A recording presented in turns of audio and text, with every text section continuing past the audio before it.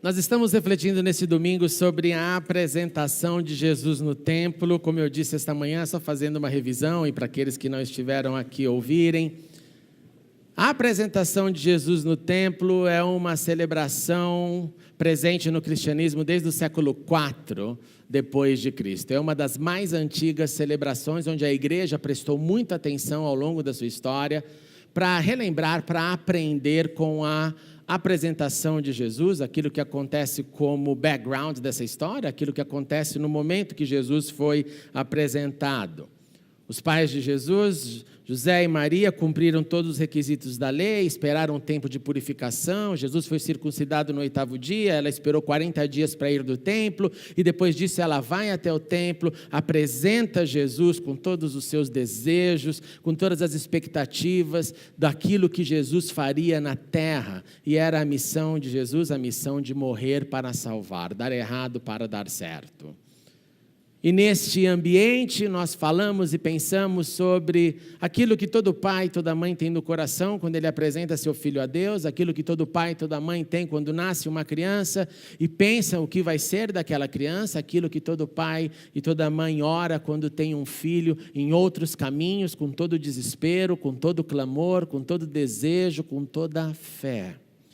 E nesse contexto nós falamos também sobre o exemplo de Simeão, o exemplo de homem que foi dito para ele que ele viria o Salvador antes de morrer, ele guardava este segredo com ele, ele era um homem justo, ele era um homem reto, ele era um homem piedoso, ele era um homem que esperava a redenção e ele era um homem cheio do Espírito. Nós estudamos tudo isso essa manhã, se você quiser vai estar disponível no canal da igreja, você pode assistir esta mensagem novamente. Dando continuidade, então, a isso, eu quero fazer uma pergunta e responder essa pergunta ao longo da nossa reflexão. Por que Jesus foi apresentado no templo? Historicamente, nós sabemos que o templo, naquela época de Jesus, estava vivendo um momento de profunda corrupção. Por que levar o Filho, o Santo, o Salvador, o Messias, Cristo, num lugar onde sacerdotes deixam de fazer o que deveriam fazer para ir praticar os esportes de todo o contexto grego que acontecia e que era realidade em Jerusalém? Por que isso? Vamos pensar então, para responder essa pergunta, um pouco no histórico do templo. Deus chamou um povo, esse povo estava lá no Egito, esse povo era Israel, Deus manda Moisés para o Egito para resgatar esse povo. Este povo é ali o embrião de tudo que nós conhecemos como povo hebreu, chamamos hoje de povo judeu, israelenses, israelitas, filhos de Jacó.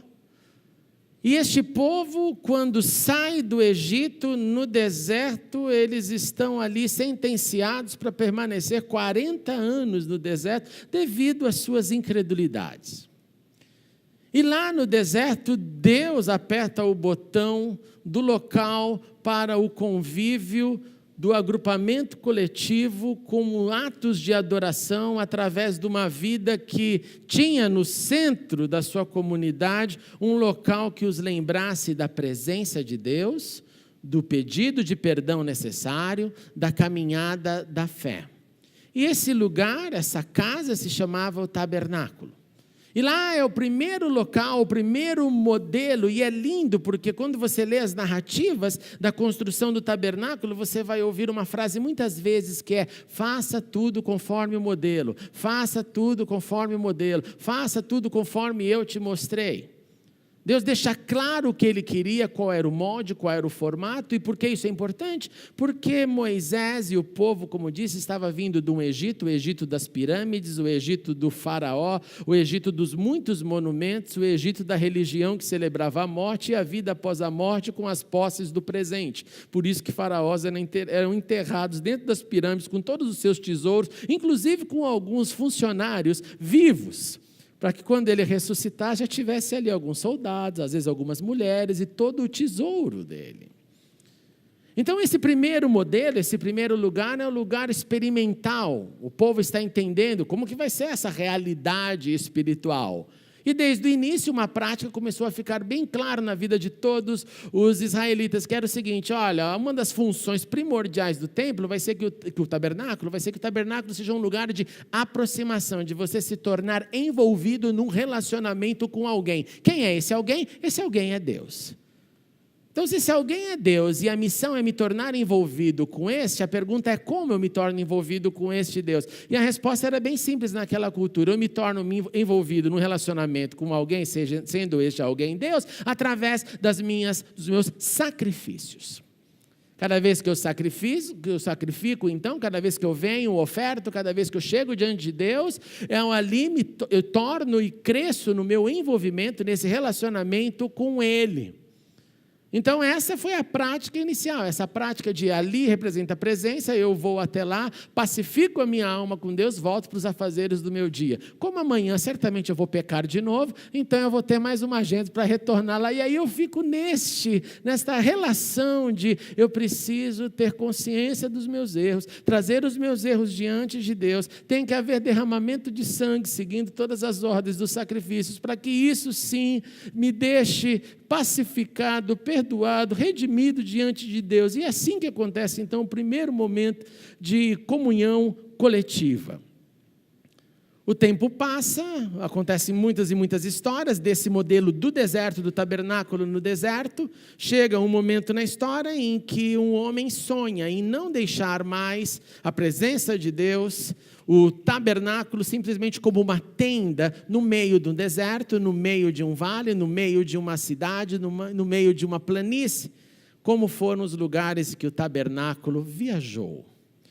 E este alguém era Davi, ele sonha: não, eu preciso fazer algo mais estruturado, eu preciso ter um espaço físico, porque olha, eu vivo num lugar bonito, eu vivo num palácio de pedras, e lá a presença de Deus é ali numa tenda, e nessa tenda tem uma arca, e a arca da aliança. Não está certo isso, eu preciso construir com pedras, eu preciso construir algo com beleza, com arte. E ele sonha então em expandir isso.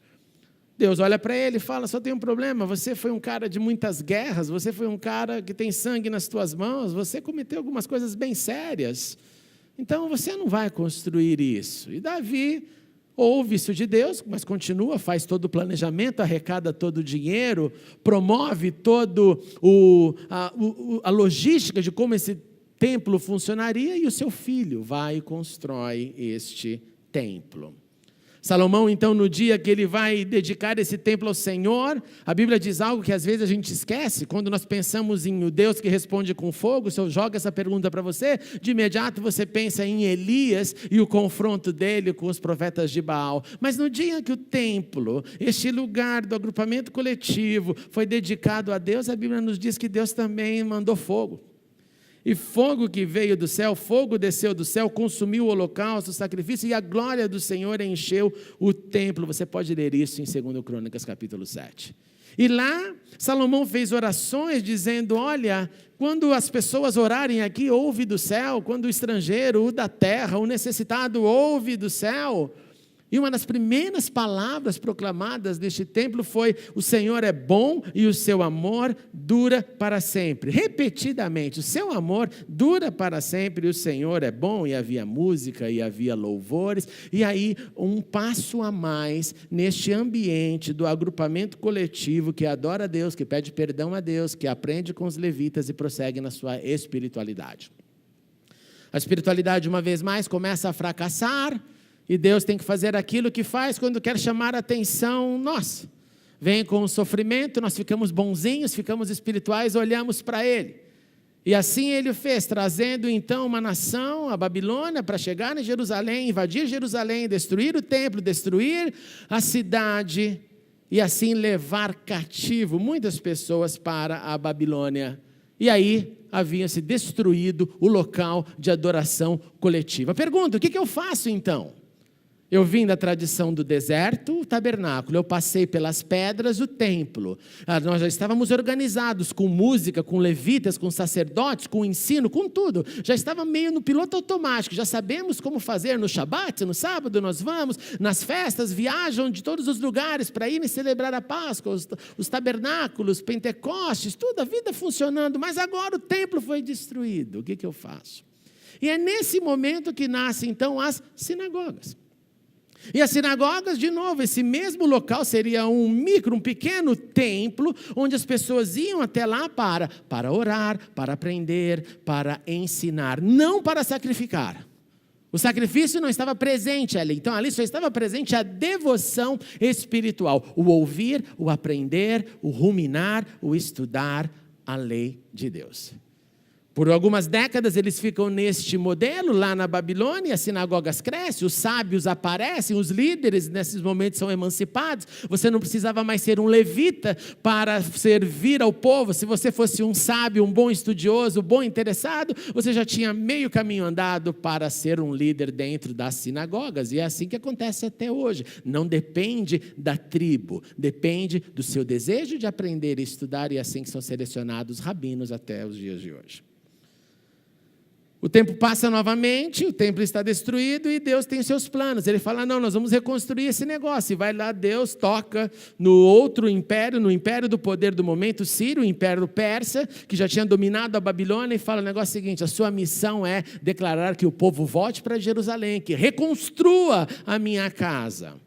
E reconstrua a minha casa, porque a minha casa foi eu que determinei, foi eu que inventei essa história. Começou no tabernáculo, passou no templo, ele foi destruído e eu quero essa casa de novo reconstruída. Voltam então para a terra, Esdras e Neemias, como estudamos aqui alguns dias atrás, alguns domingos atrás, e o templo é reconstruído, e vencem então outros momentos históricos, momentos de assimilação. Eles enfrentaram o drama promovido por Alexandre o Grande, com todo o helenismo, onde muitas mães pararam de dar o nome para os seus filhos, por exemplo, de Avraham, Yaakov, Yitzhak, Abraão, Jacó e Isaac, começaram a dar o nome para eles de Alexandre, porque o Alexandre agora é o cara legal. E isso fez com que tivesse grandes dramas, necessidade de restauração, do que? Do amor, presta atenção nisso, do amor pelo templo. Do amor pelo local de agrupamento coletivo, do amor para as festas. Eles haviam parado as festas, e isso não era uma possibilidade que a lei dava. A lei deixou clara que as festas, que as celebrações, que a fidelidade a Deus era algo perpétuo, não era algo temporário. Mas devido a todos esses dramas, obviamente o amor esfriou, todos nós sabemos disso, brasas fora da fogueira, elas apagam, em qualquer cenário, E aí, Deus, uma vez mais, com o seu amor, então, dá força para os seus servos, a reconstrução acontece, mais tempo passa, se levanta um grande governador chamado Herodes o Grande, e ele amplia esse templo chega no seu status máximo de glória, de arquitetura, e lá está ele erguido, e esta é a época quando Jesus chega na terra. Só que existia um componente novo na vida, na espiritualidade do povo. Não era a idolatria do passado, mas era o esfriamento absoluto do amor. E o esfriamento do amor gera o quê? Conflitos. A ausência do amor gera intolerância. A ausência do amor gera problemas de relacionamento. Consequentemente, eu não tenho amor pelo meu próximo, se ele for diferente de mim, eu não quero nem saber dele, e isso gerou muitos e muitos problemas. E o templo, então, uma vez mais, começou um grande declínio. Mas, em toda a história, em todos os momentos, guarde isso, sempre houveram pessoas que mantiveram a sua fidelidade a Deus, a despeito do quadro social, o quadro da sociedade, o que o povo fazia naquela época. Sempre ouvi isso. E dentro deste povo, dentro desta gente de Deus, falamos de manhã de Simeão e agora eu vou falar de Ana. Uma destas. Ela tem um título que é extremamente importante entender dentro de um contexto onde 99,9%, talvez mais que isso, eram homens que executavam a vontade de Deus. Ana é descrita no Evangelho como uma mulher, temos o nome do seu pai, temos o nome da sua tribo, e mais que isso, ela era uma profetisa. Você não tem nenhum livro na Bíblia de alguma profetisa, você tem livro na Bíblia de profetas, homens. Mas essa mulher é descrita no Novo Testamento como uma profetisa muito idosa. Não só isso, ela teve um casamento muito curto. Não porque ela brigou com seu marido, mas o seu marido, nós não sabemos porquê, viveu somente 7 anos, o que fez com que ela se tornasse uma viúva muito cedo. E ela decidiu não mais se casar. E ela chega na sua idade bem avançada, 84 anos, e ela não deixou de casar porque essa era a prática, pelo contrário. Se você se lembrar de uma outra viúva chamada Ruth, a Moabita, logo que ela se torna viúva, a Bíblia vem com a cena, com a ilustração mostrando a sua nora está preocupada com ela e diz: vá para a sua terra, você é nova, você pode arrumar ainda um casamento, não tem problema algum, você perdeu seu marido. Mas Ana não faz parte desse grupo. Ana, nós não sabemos por que ela não vai atrás de um outro marido, ela não vai atrás da continuidade na sua vida, mas nós sabemos o que ela fazia na sua espiritualidade. E o Evangelho de Lucas nos diz que ela tinha algo incrível, ela nunca deixava o templo. Aquele templo com as suas corrupções. Aquele templo que eu fiz a pergunta, por que Jesus vai ser apresentado nesse lugar, já que o negócio não está tão legal? Ela nunca deixava o templo, e mais que isso, ela adorava a Deus. Como? Ela cantava louvores com os levitas? Não só isso. O texto nos diz que ela jejuava e ela orava de dia e de noite. E estando ela ali então, nessa prática, nessa rotina que era dela, ela presencia José e Maria chegando com Jesus, Jesus sendo apresentado, Simeão olhando aquela criança e dizendo: esperei minha vida inteira por ver isso, Simeão abençoando José e Maria. Ela desfruta do regozijo de ver o Cristo, ela percebe que todos os componentes ali da lei haviam sido cumpridos, e ela se alegra, ela dá graças a Deus por isso. Ana, então, é apresentada como alguém que, primeiro, ela não se frustrou diante da tragédia de perder o seu marido depois de 7 anos. Ela não fez dessa perda um grande escarcéu que a tirasse de qualquer possibilidade de viver o que ela viveu. Nós não sabemos do restante da sua vida, mas eu volto a dizer isso para você ter atenção à grandiosidade desse fato. É uma mulher mencionada como profetisa. Para quem mais ela foi boca de Deus? Para quantos ela profetizou? Não sabemos. Mas a nova aliança chama, ela era uma voz de Deus naquele momento. Ela então vence as suas lutas, ela caminha com seus próprios passos, ela faz uma história e ela se encontra com a história de Deus e o plano de Deus para a terra. Essa viúva também me faz lembrar de uma outra viúva, aquela que estavam todos depositando as suas ofertas no templo um belo dia. E o texto nos diz que eles davam daquilo que sobrava. Isso aqui não vai fazer falta, eu jogo lá, e daqui a pouco entra uma viúva na cena.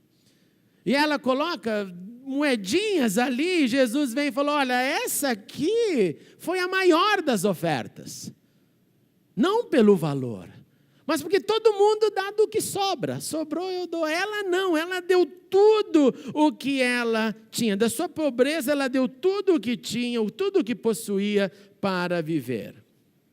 Ana, então, na casa de Deus, tinha prazer, tinha experiência, tinha nutrição da sua fé. Ela vivenciava literalmente o que o salmista disse anteriormente, que é: como é agradável, Senhor, o lugar da tua habitação. A minha alma anseia por ti. O meu corpo, o meu coração cantam de alegria. O pardal achou um lar, a andorinha um ninho para si, para abrigar seus filhotes, um lugar perto do teu altar, Senhor. Transcende a vida humana. Para o salmista, até pássaros querem estar na presença ali de Deus. Como são felizes os que habitam em sua casa. Eles louvam-te sem cessar. Eles passam pelos seus dramas, pelos seus vales, mas eles prosseguem com força, pois eles possuem a definição clara de que melhor é um dia nos teus átrios do que 1000 em qualquer outro lugar. 1000 dias em qualquer outro lugar. O que eu entendo então disso tudo? Por que Cristo foi apresentado naquele contexto? Por que aconteceu isso? Primeiro, após a ascensão de Cristo e o advento daqueles que nele creram, nós sabemos que nasceu assim a igreja. Gente que inicialmente se reunia no templo e nas casas, e depois das perseguições, depois da destruição do templo, pela segunda vez, no ano 70 depois de Cristo, só restaram as casas para se reunir. E a igreja se reunia nas casas. Só que a casa ficou pequena. E quando a casa ficou pequena, precisou de um lugar maior. E quando precisou de um lugar maior, o povo começou a procurar espaços que poderiam abrigar pessoas, para que essas pessoas continuassem a dividir o pão, celebrar a comunhão, fazer o memorial da ceia, aprender com o ensino dos apóstolos, lerem as cartas que circulavam nas igrejas e definirem a sua fé. Assim nasceu o embrião do que nós temos hoje. Nós não temos o templo. Nós não temos desejo de reconstruir o templo de Salomão. Já tem quem fez aqui em São Paulo isso. Mas nós somos o embrião desse grupo que vive a partir desse princípio.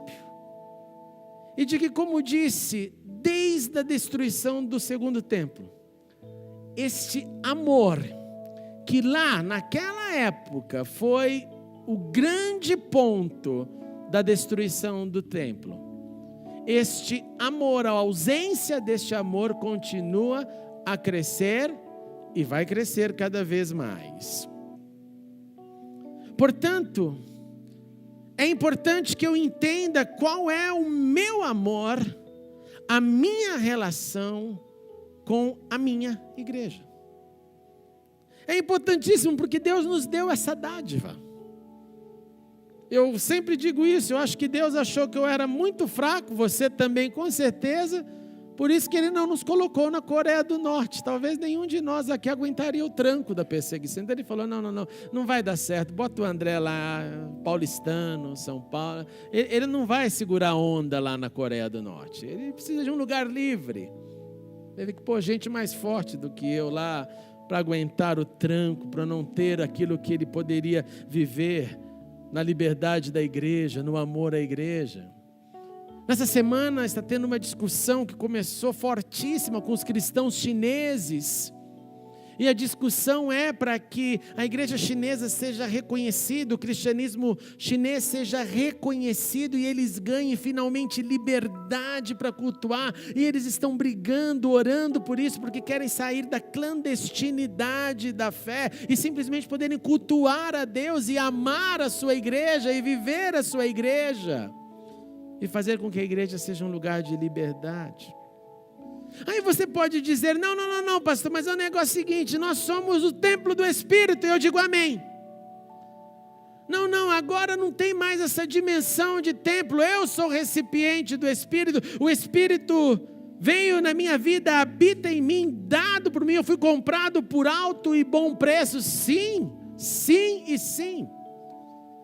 Mas isso me faz um templo ambulante que anda pela cidade como recipiente, como vaso do Espírito. E que por ser assim, escute isso, por ser cheio do Espírito, por ser recipiente do Espírito, eu não quero isolamento. Eu não quero dizer então, é comigo. Como chegou um dia, eu estava um dia numa jacuzzi, irmãos, lá na Inglaterra, depois de um workout, depois da academia, aquele momento maravilhoso de relaxamento, chegou alguém do meu lado, disse, então, você é o pastor lá? Eu falei, sou, muito prazer, o papo vai. E quando eu achei que conversa ia ser uma conversa de e-mail, ele falou assim, eu tenho uma coisa para te dizer, eu não preciso de nada, não estou nem aí para igreja nenhuma, não preciso de igreja nenhuma. Eu já falei, meu Deus, que história é essa? Eu não tenho relação nenhuma com isso, eu sou um desigrejado. Sabe por quê, pastor? Eu falei, não, porque eu tenho o Espírito, então o Espírito fala, tudo o que eu preciso, eu não preciso de ninguém, eu vivo a minha vida e Deus sabe de tudo. Eu falei, well done, eu falei, você é um cara corajoso. Falei, eu preciso, porque esse Espírito que eu entendi que vem em nós, ele me faz amar o meu próximo, ele me dá condições de convívio, de caminhada, de repartir a fé, de discernir a fé, de ouvir, de aprender, de ensinar. De modo que a igreja é a reunião da igreja ambulante, a igreja coletiva, igreja lugar de adoração, sal da sociedade aqui, foco de luz para a cidade, é um local onde se reúne outras pequenas igrejas, recipientes, seres humanos, e estes querem estar juntos e não separados. Estes querem caminhar juntos. Estes querem dividir a vida. Ana, a viúva, a profetisa, continua a profetizar na história. Se ela estivesse aqui, se o templo tivesse sido destruído na sua época e ela fosse parte já da igreja primitiva, a fala seria, ela nunca deixou a sua igreja, ela adorava o Senhor e ela constantemente orava e jejuava. E esse é o meu encorajamento para todos nós neste domingo de ceia. E de maneira bem prática, como que eu posso demonstrar esse amor? O nosso amor pela igreja pode ser demonstrado através do nosso servir nas diversas áreas. Quantas necessidades sempre teremos, irmãos. E quanto mais gente, mais necessidades. Quanto mais gente, mais possibilidades de servir. Demonstre o seu amor através do teu serviço. O nosso amor pela igreja pode ser demonstrado através da comunhão com irmãos, quando eu quero expandir o meu rol e não ficar somente com a panela que me faz bem. Eu não tenho nada contra a panela que me faz bem. Nada contra.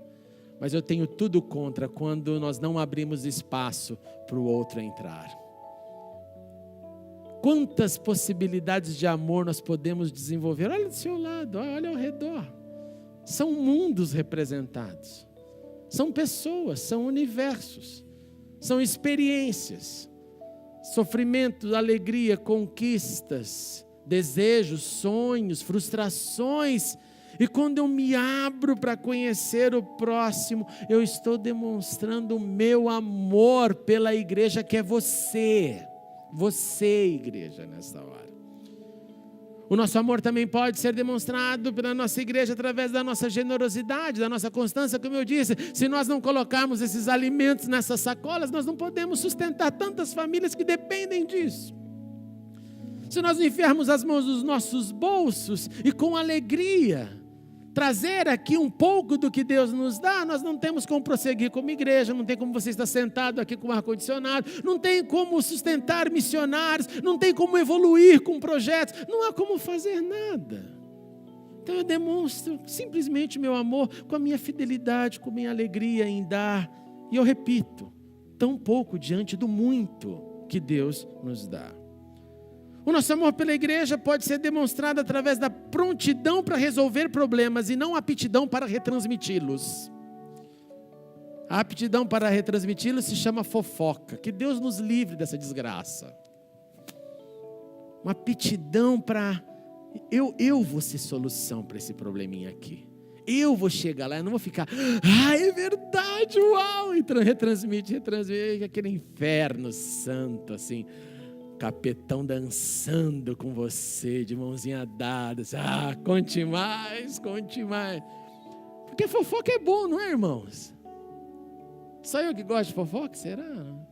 Se não fosse bom, ninguém fazia. Se não desse uma certa alegria, assim, de... ninguém faria fofoca. Pois é. Ao contrário disso, demonstremos o nosso amor, não com a capacidade de retransmitir os dramas, mas de apaziguar e de ser solução. O nosso amor pela igreja é ato de gratidão a Deus que nos colocou num país com liberdade religiosa, para sermos igreja aqui dentro e sermos igreja lá fora. A profetisa Ana nos encoraja a amar e viver essa experiência que Deus nos permite viver, sendo igreja dele. Vamos ficar em pé e orar. Sim, Senhor, ajuda-nos a amar a nossa igreja, ajude-nos a vivenciar este amor com leveza, com aptidão para solucionar problemas, com alegria por poder sair de casa num domingo à noite, ter um lugar onde a gente tem comunhão, onde a gente adora livremente, onde a gente ora, um lugar que sabemos que durante a semana, como resultado do que aqui fazemos, nós temos vozes proféticas espalhadas pelo mundo, pregando o Evangelho, lugares que ainda o Evangelho não chegou. Oh Senhor, abra os nossos olhos para ver a beleza da igreja. Sim, Senhor, e que todos os problemas sejam sempre enfrentados com tranquilidade, como gesto de quem ama. E que esse amor possa atrair a muitos, para que nas atitudes de amor possamos viver a alegria de viver nos teus átrios, cantando, aprendendo, crescendo, servindo e amando. Senhor, ajuda cada irmão, cada irmã, todos nós a expandir neste agrupamento coletivo as nossas relações, as nossas amizades. Deus, não nos deixe em núcleos fechados, mas que a gente possa sempre olhar para o próximo com a certeza de que o plural, o mais, a multiplicidade dos dons sempre acrescenta na nossa vida. Ajude-nos a demonstrar o nosso amor pela nossa igreja, Senhor, porque o Senhor que nos colocou aqui, o Senhor que reuniu esse grupo aqui, então faz-nos, Senhor, crescer neste amor, em nome de Jesus. Amém e amém.